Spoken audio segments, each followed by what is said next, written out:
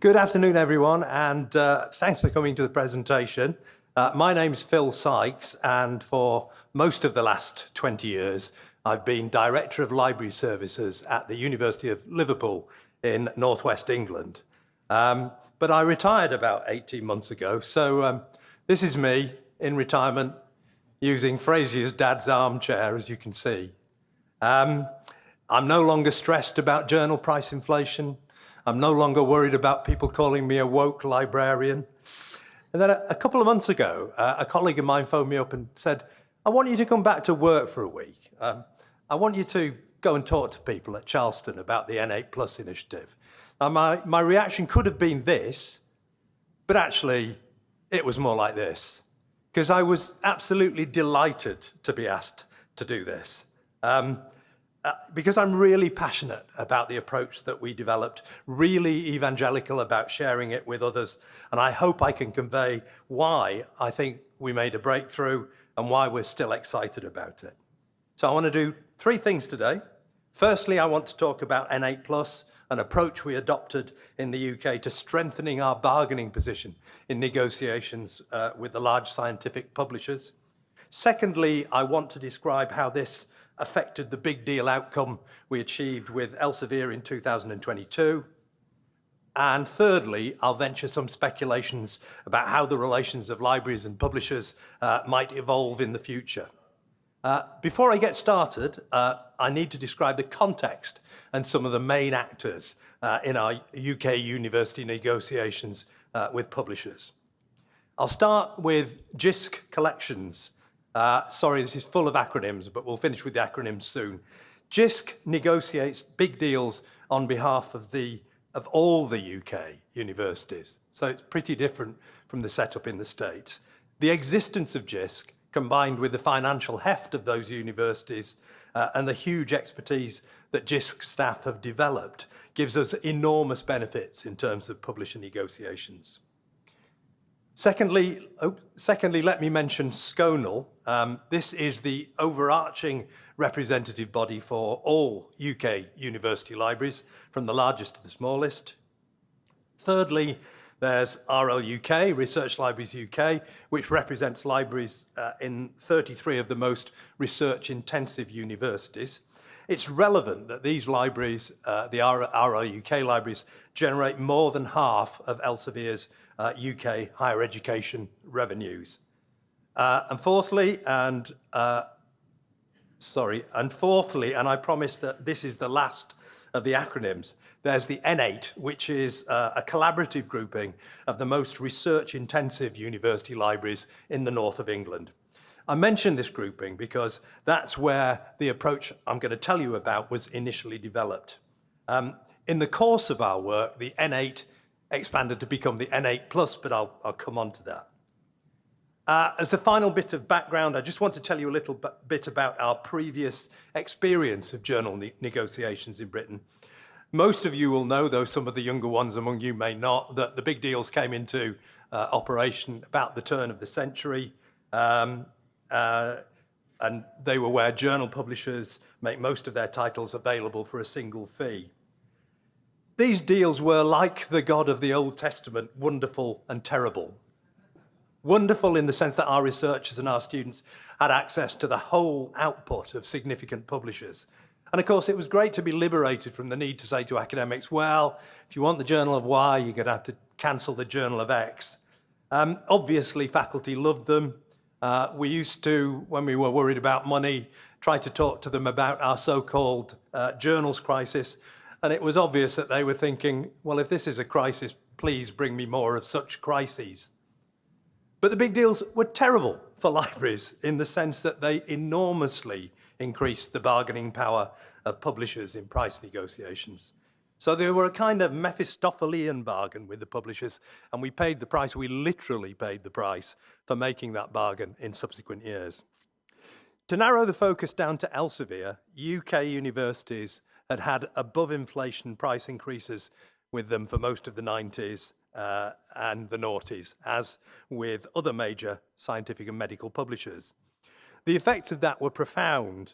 As university librarian at Liverpool, my journals expenditure had gone from constituting 1/16 of my total pay and non-pay expenditure in the mid-90s to nearly a half when I retired in 2022. JISC negotiated a big deal with Elsevier for UK universities every 5 years, and I was closely involved in the negotiations in 2011 and 2016.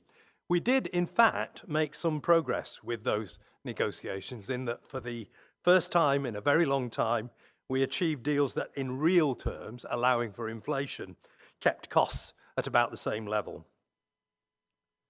But even if we'd halted the price increases, we were still paying far too much for journals. And the reason for that was that our negotiating position was too weak for us to achieve a real breakthrough. And in turn, the reason for that was that our threat to cancel big deals if we didn't get good enough prices was a hollow one. I knew, and my fellow chief librarians knew, that if we cancelled a deal as significant as Elsevier, there was a danger that our phones would be red hot with denunciations from leading researchers, and more significantly, so might the phones of our vice-chancellors and principals. Looked at from the point of view of chief librarians, cancellation was simply too risky, except in extremis. Our finance departments had become used to the inexorable rise in journal prices, and we didn't get into too much trouble for it. So why should we jump into the reputational black hole of a big deal cancellation? Now, I read a really interesting article recently by Rick Anderson in Scholarly Kitchen saying, well, we don't actually know that there would have been such an adverse reaction, and maybe we were being too worried, but we were just too scared to take that step.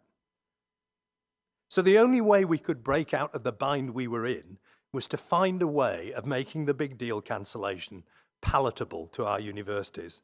And that's what the N8 group of libraries, those Northern English research libraries, set about doing in 2020.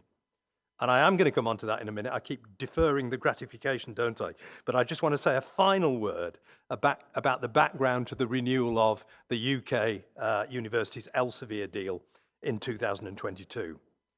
Of course, our five-yearly negotiations with Elsevier were always important, but the exchanges taking place in 2021 were more significant than ever before because of developments that were taking place in the world of open access.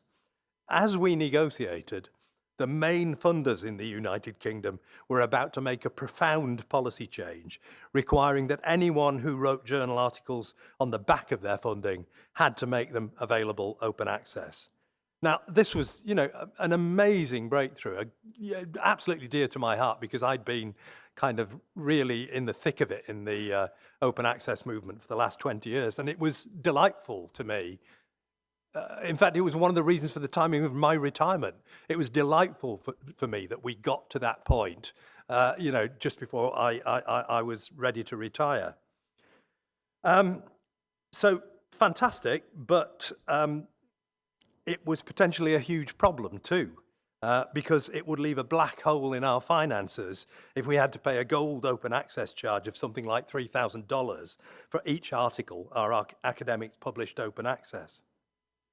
So as a response, firstly, to the price pressures that had been with us for decades, and secondly, to the new threat of enormous open access publication charges, JISC adopted this as their bargaining position. I'm simplifying it, but the most important provisions were those two: a 15% reduction in overall deal price and the right for our faculty to publish in Elsevier journals as part of that overall price. This was a very ambitious target, and when I first saw it on paper, bearing in mind how limited our achievements had been in Elsevier negotiations so far, it looked almost unachievable.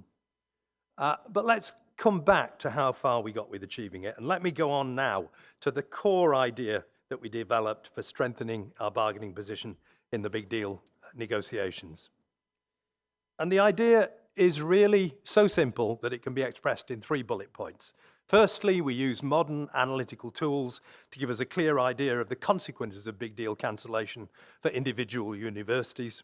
Secondly, we pool that data to work out what the impact is on a collaborative group of universities if they lend to one another titles to which they have post-cancellation access.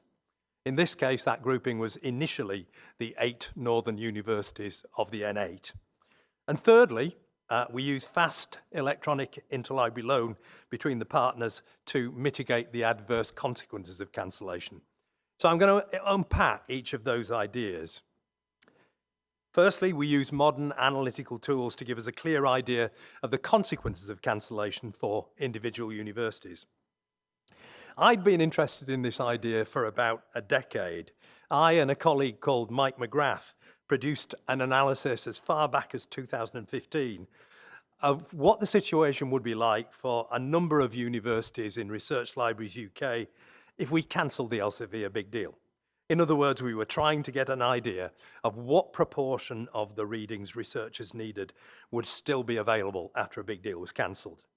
Now, what we did, although it was rough and ready, made us realize that a lot more would be available than we'd previously imagined. But we couldn't provide compelling enough data to persuade the board of Research Libraries UK to take on Elsevier in 2016. Just to address one point before I go on, you might be thinking, well, surely if you cancel the Elsevier big deal, you wouldn't have access to any Elsevier articles. But that's not true, and there are 3 possible routes to post-cancellation access to articles. The first is open access. I know it's felt over the last 20 years like the progress of open access has been really glacial, but it's actually like an apparently fragile sapling that eventually grows up to topple a wall. When we did the modelling in 2021, about 30% of the articles that academics were likely to want in the event of an Elsevier cancellation at RL UK universities were available on an open access basis. The second route is post-cancellation access. Your library is likely to have post-cancellation access to at least a proportion of the articles in the big deal, though this varies from library to library. Basically, it will largely reflect, for historical reasons, the journals you had on your shelves when the big deals came into being in the late 90s, early noughties. So it won't be the majority of titles, but it will be many of the crucial ones for you. The third route is particular high-use titles that you might choose to resubscribe to after a cancellation because they really are essential or they do offer you good value for money.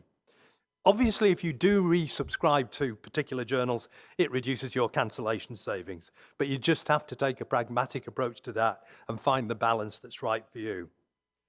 So, the early and primitive data that Mike McGrath and I produced didn't persuade Research Libraries UK to take on Elsevier in 2016. But there emerged over the next few years Unsub, which I expect many of you are familiar with. And Unsub essentially sought to do the same thing that Mike and I did, but whereas the system we produced was like a kind of jalopy put together from pieces of scrap metal from the town dump, turning the key on Unsub was like, turning the key on a Porsche. It's absolutely wonderful. And what Unsub showed was that if we cancelled the Elsevier big deal, faculty members at individual RL UK libraries would probably still have access on average to about 65% of the articles they needed. That's if those libraries spend about half their big deal savings on resubscribing to some individual titles. That 65% figure would make a cancellation a lot more bearable. And of course, the State University of New York on this side of the Atlantic has done some brilliant trailblazing work on this approach. So 65% is good, but you're still in territory where faculty lose access to 35% of the content they want. So, the likelihood of denunciation of the chief librarian is still there. So what we did next was to try to mitigate that problem by seeing what the effect would be of effectively pooling our post-cancellation collections.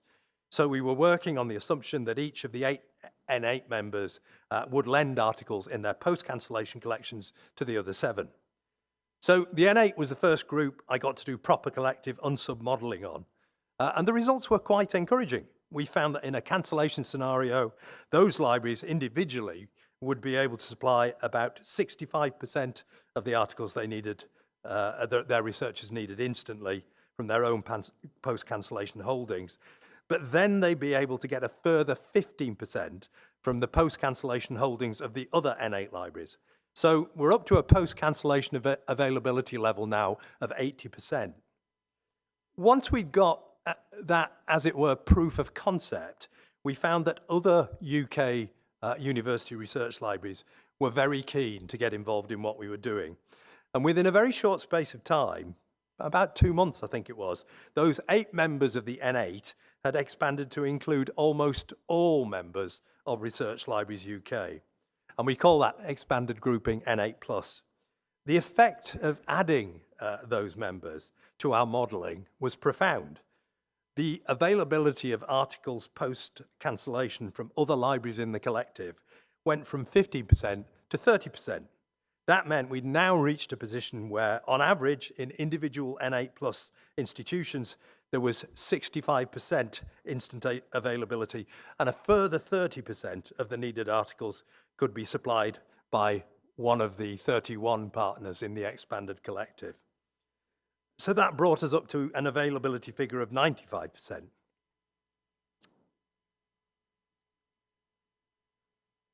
Getting 65% of articles to our researchers instantly and having 30% supplied by the other members of the consortium is good, but if we're saying to people that they have to wait several days to get that extra 30%, we might still be in complaint and denunciation territory. So the final thing we needed to do to make the model truly work was to cut down the time that it takes to supply an interloan between the members of the collective. And I'm presenting all this a bit more neatly and sequentially than the way it happened in real life. But what we decided to do was to use the rapid ILL service to enable us to speed up interloan supply. We'd already had experience of rapid at Liverpool. It had been hugely popular because it had allowed us to speed up our supply times for electronic journal articles from several days to, in most cases, 4 or 5 working hours. And we worked with a brilliant guy called Mike Richins, who's on the front here. Just put your hand up, Mike, so people know you're there. And you know, really, they went above and beyond to do the things that we wanted to do. Yeah, my feeling was that given that there would be money freed up to employ extra interloan staff in a cancellation situation, we'd be able to achieve a much faster supply time than even 4 or 5 hours. And the figure I touted when I was trying to persuade people to sign up to N8+ was 2 hours. I'd say I was met with a degree of skepticism about that, and I bet there are interlibrary librarians in the audience now thinking, that can't be right, that can't be right. Very happy to talk to you afterwards about why it is right. But even I, in my more doubtful moments, was worrying that I was holding out a promise that maybe couldn't be fulfilled. My misgivings, however, were unjustified. N8+ conducted 3 large-scale test runs of how the N8+ ILL mechanism would perform in cancellation scenarios on the basis of the data that we got together for a potential Elsevier cancellation. The median delivery time in that modelling was 36 minutes. In other words, imagine you're an academic at Oxford and you want an article from Liverpool's post-cancellation holdings. The lapse of time from when you request the article to it arriving in your inbox will be, on average, 36 minutes. The other significant outcome of that trial was that, on average, it took just over a minute's work in the supplying interlibrary loans team to provide that loan. And again, I can hear the interlibrary loans librarians thinking, that can't be right, but you know, I can refer you to a proper interloans librarian who will explain why it is. I'll come on to what this work allows us to achieve in a minute, but allow me a slight digression on other things that this kind of fast interloan delivery can allow us to achieve in terms of resource sharing. Imagine, for example, a consortium of 11 university libraries, and at each of them, there is some demand for a new $5,000 big deal for articles on, let's say, occult studies. But there's only one where the usefulness comes even halfway to justifying the cost. Since I'm a big John Updike fan, let's call that the University of Eastwick, Massachusetts. What could happen is that Eastwick could pay the $5,000 cost, then the rest could contribute $250 a year each to Eastwick. For that, they could get an agreement under which Eastwick supplies rapidly requested articles from the database to them, say within 2 hours. So everyone gets a relatively inexpensive benefit. Even the publishers do, actually, in this model, because they get a sale where they otherwise wouldn't have had one. And the same logic could be applied to cooperative deals between libraries which allow some of them to cancel journal titles. Anyway, back to the results of the N8+ initiative. I think it's fair to say that the model was a game changer. It enabled us to go out to faculty and senior university managers in each of our 31 universities and get really full-throated support for cancelling the big deal if we didn't get what we wanted in the bargaining. We'd had a kind of nominal support in the past, but it was very much, we'll support you at the level of rhetoric, and we'll write you some bellicose letters that you can show to publishers. But if the going gets tough, we want you to give in because we don't want any cessation of supply to researchers. This time around, it was entirely different. Indeed, quite a lot of our senior academics at Liverpool were hoping that we would cancel the big deal for good, because that would have liberated hundreds of thousands of pounds that could be diverted to support research in the form of doctoral research grants, equipment grants, paid research leave, and so forth. And I cannot convey to you how delightful it was to be able to go into Senate at Liverpool with this at my back. I had 3 rounds of Elsevier negotiations where I was trying to galvanize support for resisting the publisher's demands. And there'd been sort of polite support, but it was an acclamation at this one. Really was entirely different. And we had a meeting with the pro-vice chancellors and assistant principals for research for the 33 RL UK members. And again, the response was a world away from the grudging support that we'd extracted from them in the past. And that buoyant support from our universities meant, in turn, that JISC's bargaining position was hugely strengthened, because for the first time, they could look the publisher in the eye and say, the 31 libraries from which you get the majority of your UK revenues really will cancel the big deal if you don't give them what they want. And the outcome was that we did get what we want. We got a 15% reduction in overall big deal price. We got the right for our faculty to publish open access in Elsevier journals as part of that overall price. So my hope is that this is a model that could be applied throughout the world to increase the bargaining strength of most libraries and drive down journal prices. I say most libraries because there are some libraries with very large budgets to which this approach is less relevant.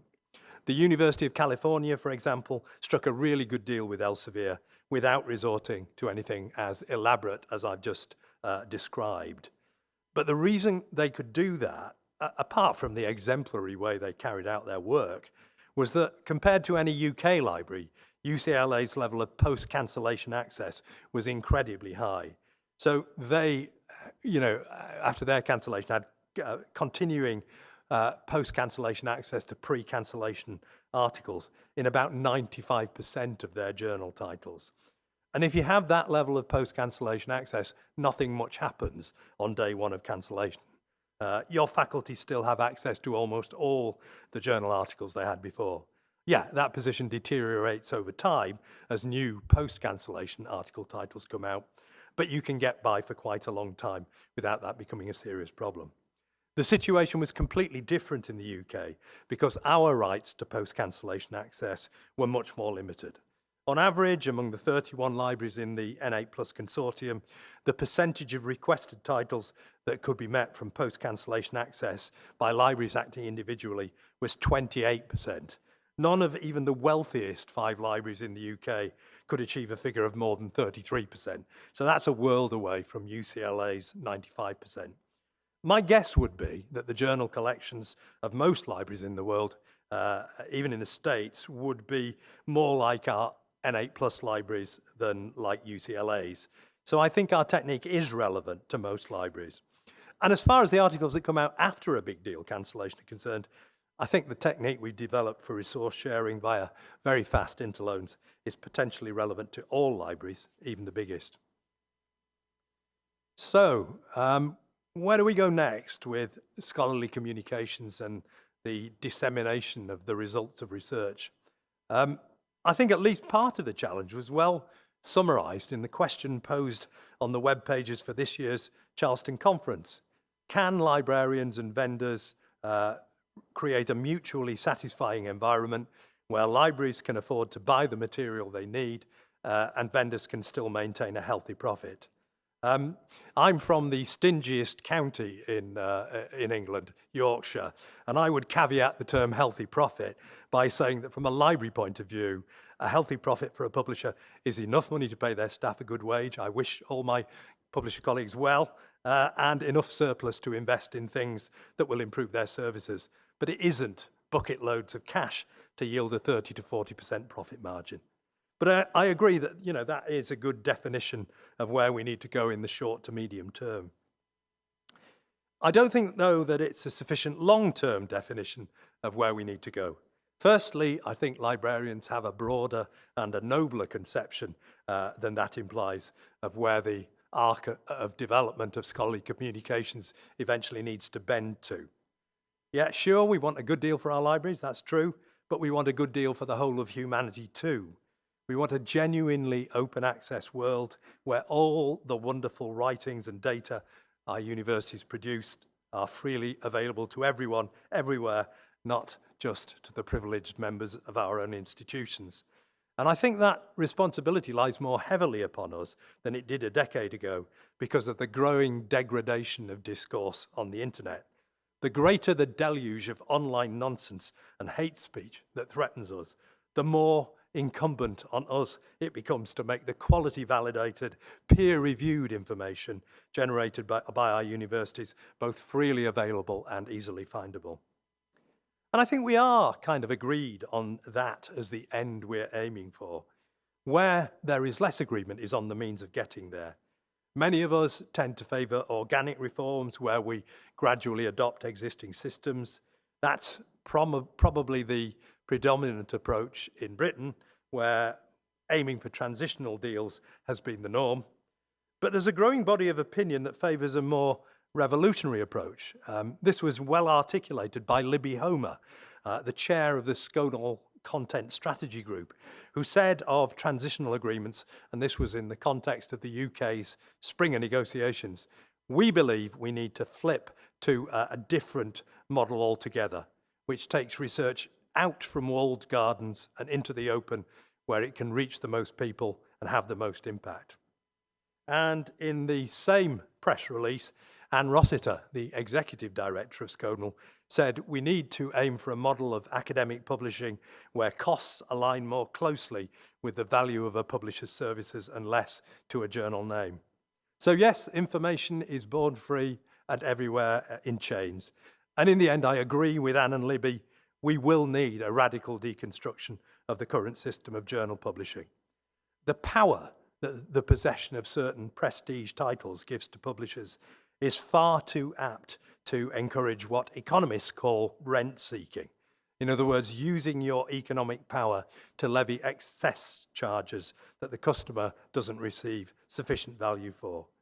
And the baleful effect of that is that there isn't proper price competition between publishers, hence the 30% plus profit margins. This really isn't to do with bad actors or even rapacious corporations. It's simply an inevitable consequence of the way academic journal publishing is currently structured. And I realise now that I'm in danger of tarring all publishers with the same brush, And I know that there are lots of publishers who provide good value and have moderate profit margins. But the ones who take up the vast majority of our library budgets are the big science publishers who do make unconscionable profits. And actually, if they did less of that, we'd have more money to give to the smaller publishers and to spend on our colleagues in the humanities. Having said that, I don't subscribe to the view that we should simply take academic publishers out of the equation. My view of publishers is rather like Voltaire's view of God. If they didn't exist, it would be necessary to invent them. Publishers have expertise and they have economies of scale that few universities have. If we could have a system where publishers, rather than having a monopoly right over particular titles, compete with one another to provide publishing services, the genius of the market would drive down prices and drive up quality. And I think that would be an ideal outcome for universities. We'd be out of the walled garden and into the Garden of Eden. But whatever perfections we might be contemplating for the future, in the here and now, in this fallen and imperfect world, we have the big deal. And the immediate challenge for university librarians is to reform it so that it works for us, to counter the toxic imbalance the big deal brought with it in the negotiating power of universities and publishers. And I hope in our small corner of Northern Britain, in a modest way, we did come up with a mechanism that helps to achieve that. And I think the outcome of the Elsevier negotiations provided a pretty convincing proof of concept. I don't think there's anything about the approach that is particularly specific to a UK context. And I think it would be easy to apply, for example, to consortia of North American universities and groups of libraries throughout the world. So, I hope in the future you feel that you might do something like this, or even better, come up with something better. Because those student fees, that endowment funding, those tax dollars shouldn't be going on supporting exorbitant profit margins. They should be invested in doing all those marvelous things your universities do, changing students' lives, relieving suffering and illness through medical research, addressing the huge challenges our planet faces. So if you want to explore any of this further, I'll be around at the conference for the rest of the week. And after that, I'm happy to talk to you or over Zoom to groups of your staff if you like. Just get in touch, and I promise to get out of my armchair relatively quickly. And here are some of the people I want to thank for their contribution to the work that led to N8+. And that's it. Thank you very much.